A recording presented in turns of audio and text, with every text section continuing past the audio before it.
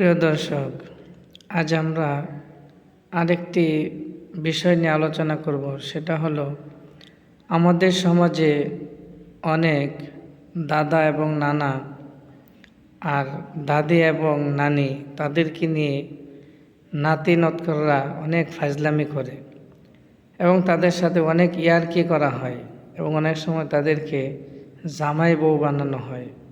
জামাই বউ বলে বলে তাদেরকে সম্বোধন করে ইয়ার্কি করা হয়।